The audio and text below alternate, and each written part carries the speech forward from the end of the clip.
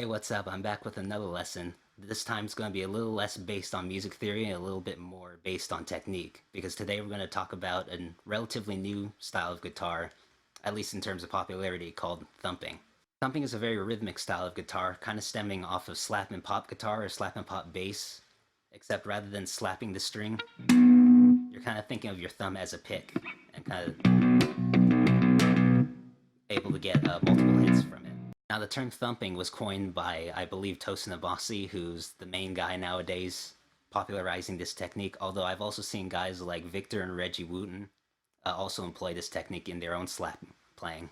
Now, I'm going to show you really quick how I do it, although everyone's hands are kind of built differently. Like, for example, if you look at Tosin Abasi's hand, when he does this, his thumb pretty much points straight up at a 90-degree angle, whereas some people I've seen that can also do this technique actually can only put their thumbs up to like here. So just depending on the anatomy of your hand, you're going to want to kind of move around your hand and just figure out whatever's the most comfortable for you. Now, the best way to describe how I do is first make a thumbs up, then just place that right over the bridge pickup. And I usually don't actually touch the strings with my right hand. I usually rely 100% of the muting on my left hand. And then from there, I just bring my thumb down to the string, and that's pretty much it. So I think the hardest part about getting this technique down is just getting used to the feeling of the right hand. So for now, we're just going to forget about the left hand. We're just going to use the left hand to mute all the strings and just focus on the right hand. And pretty much just get used to the feeling of just doing that. And don't even bother worrying about the other fingers either. Then once you get used to that, maybe try to strike some of the open strings.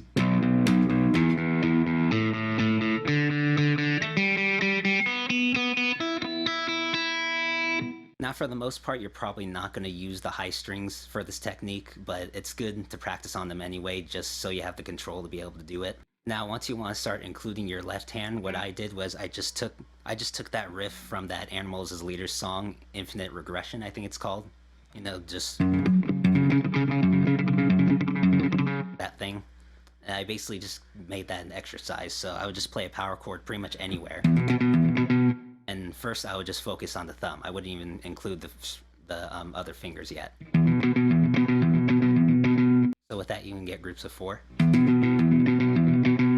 Or you can get 2 groups of 3. And maybe you can add that to the other strings.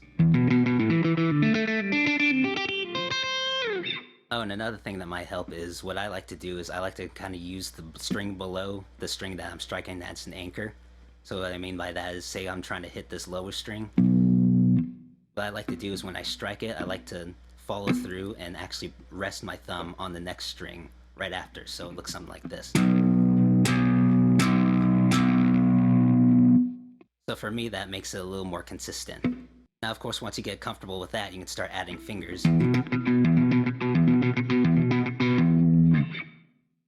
So you can get groups of 5.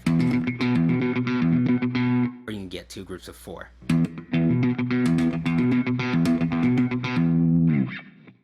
And from there, you just keep adding fingers and then maybe apply it to other chord shapes. Like I like to use it with the major 7 chord. And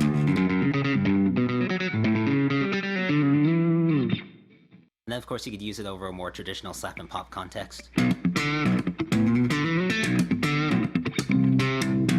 So yeah, that's pretty much the basics. Just remember to start slow and then build your way up, and then just start having fun with it and experimenting with it. Alright, that's going to be it for me today. Hope that helped you out, and as usual, let me know if you have any questions or suggestions in the comments below, and I'll catch you all later.